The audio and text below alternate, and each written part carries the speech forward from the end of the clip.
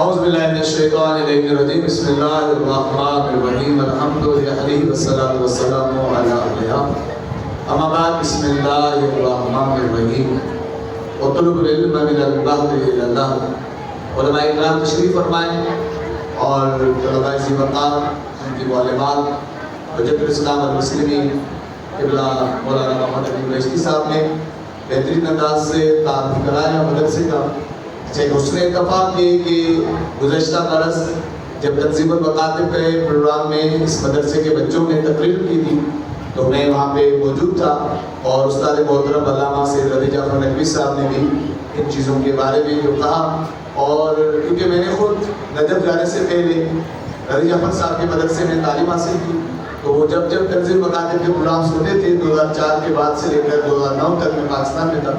اور پروگرامز میں اس مدرسے کے بچوں کی کارکردگی کو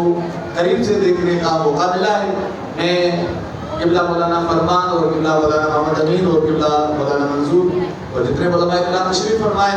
ان سب سے ایک وابستگی ہے، اور انشاءاللہ تعالیٰ یہ وابستگی تمام تر چیزوں سے بالا تر ہے اور ہمیشہ رہے گی۔ عزیز محترم، ایک چیز یاد رکھیں، علماء اکرام موجود ہیں۔ ایک وقت تھا افریقہ سے آیا تھا،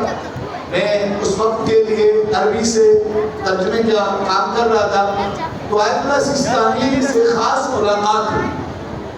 جس کے اندر تقریباً غور فرمائیے گا افریقہ کے 17 ممالک کے علماء موجود تھے، تو اس سے اعلیٰ سکستان نے سوال پوچھا آپ نے سب سے بڑی کتاب اور اہم کتاب کس عالم سے پڑھی ہے؟ تو کسی نے کہا کہ میں نے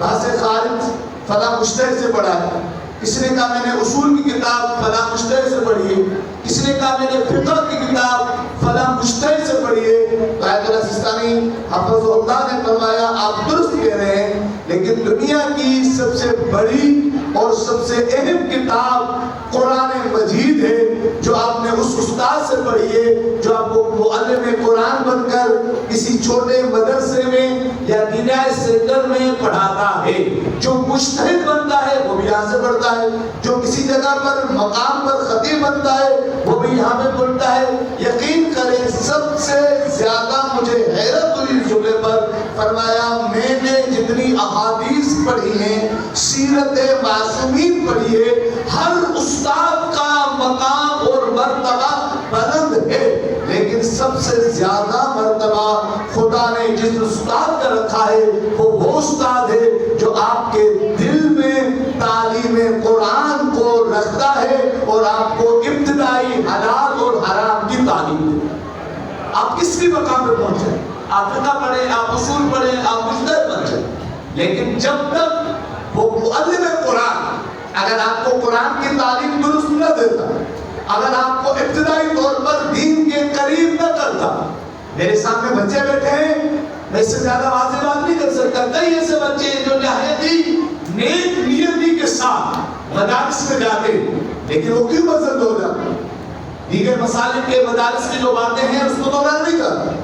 کیوں؟ کیونکہ ان کو وہاں پہ وہ اچھا ماحول نہیں ملتا۔ یا خوش قسمت ہے کہ خدا کے عالم نے آپ کو ایک اچھا مدرس، ایک اچھا ماحول اور ایک اچھا مکتب دیا ہے۔ اور یاد رکھیں علماء اکرام موجود ہیں، جب ہم باب شفاعت پر بحث کرتے ہیں کہ شفاعت کس کی ہوگی نہیں ہوگی، تو اس میں عالم کا 2 مرتبہ ذکر آتا ہے۔ فرمایا عابد سے کہا جائے گا جنت میں جاؤ، عالم کو کہا جائے گا کہ آپ رک جائیں۔ فرمایا کیوں؟ فرمایا آپ جانے سے پہلے ان کی شفاعت کریں جنہوں نے آپ کے علم پر عمل کیا ہے۔ تو اس آپ سے جو پوچھا جائے گا علماء کے بارے میں پوچھا جائے گا، قرآن کے بارے میں پوچھا جائے گا۔ میں بچوں سے بچیوں سے نصیحت یہ جملے کہوں گا، یہ جو آپ یہاں پہ 2 گھنٹے کے لیے وقت لگاتے ہیں، 1 گھنٹے کے لیے آتے ہیں، یا پوری زندگی پر اثر ہوگا۔ کئی لوگ آپ نے دیکھے ہوگا جن کی زندگی گزر جاتی ہے کیونکہ انہوں نے بچپنے میں قرآن صحیح سے نہیں پڑھا ہوتا اور وہ سب کچھ ان کو آتا ہے، لیکن جب قرآن کی تعلیم کی بات آتی ہے، اپنے قرآن کو سمجھنے کی بات آتی ہے تو ان کو بہت دشواری ہوتی ہے۔ اگر پوری زندگی قرآن سے لطف لینا چاہتے ہیں تو اس کم سنی میں قرآن کو سمجھیں، قرآن کو پڑھیں۔ حضرت قبیل ابن زیاد شب جمعہ میں جو دعائے قبیل پڑھی جاتی ہیں، جن سے روایت امیر المومنین کے صاحب سر رازدار صحابی کہتے ہیں یا علی آپ کو کون سے گھر پسند ہے، یا علی آپ کو کون سے بچے پسند ہیں، یا علی آپ کو کون سے والدین پسند ہیں؟ اور میں کہتا میں حیران ہوا، سوال مختلف تھے، علی کا جواب ایک تھا، فرمایا قبیل مجھے وہ گھر پسند ہیں جن گھروں میں تلاوت قرآن، مجھے وہ بچے پسند ہیں جو تعلیم قرآن حاصل کریں، مجھے وہ والدین پسند ہیں جن کی فکر ہو کہ میرے بچے نے کتاب اللہ کو سمجھا ہے یا نہیں سمجھا۔ جن دو معصوموں کی ولادت ہے، صادقین نبی صادق اور امام صادق، دونوں کی اگر مشترکہ چیز کو دیکھا جائے، نبی صادق بھی معلم اور امام صادق بھی معلم۔ نبی صادق کے شاگرد کو دیکھنا ہے تو منبر صدوری پہ علی کو دیکھو، امام صادق کے شاگرد کو دیکھنا ہے تو ترقی کے زمانے میں جابر ابن حیان کو دیکھو، کائنات جس کے علم کی مثال دیتی ہے اسے جابر ابن حیان کہتے ہیں، اور جابر ابن حیان جن کے نالین کو اٹھاتے تھے انہیں جعفر صادق کہتے ہیں۔ ایسا نا محترم، ایک چھوٹا سا بچہ جو پڑھ رہا ہے وہ بھی معلم ہو سکتا ہے، کیسے؟ جو اس نے پڑھا ہے وہ کسی بچے کو سمجھا دے، خدا نے عالم اسے 2 ثواب دے گا، 2 اجر دے گا۔ امام حسین علیہ السلام کے حرم کے اندر سلام علیہ محمد و آل محمد کی ذات پر صلی اللہ محمد، علوم قرآن کے بہت بڑے استاد ہیں سید مرتضیٰ جمالدین، وہ کہتے ہیں لوگ کہتے ہیں علوم قرآن کیا ہے، علوم قرآن کی بحث کیا ہے، کیا یہ علوم قرآن صرف علماء کے لیے؟ فرمایا نہیں، یہ قرآن ہر انسان کے لیے، یہ قرآن ہر مومن کے لیے، یہ قرآن ہر مومنہ کے لیے، یہ قرآن ہر بچے کے لیے، یہ قرآن ہر بچی کے لیے۔ کہ اگر آپ عہد کر لیں کہ اپنی زندگی میں ہفتے کے اندر قرآن کی اس ایک آیت کو سمجھیں گے اور اس پر عمل کریں گے تو یقین کیجیے کہ قرآن کے علوم کے دروازے آپ کے کھلتے جائیں گے۔ میں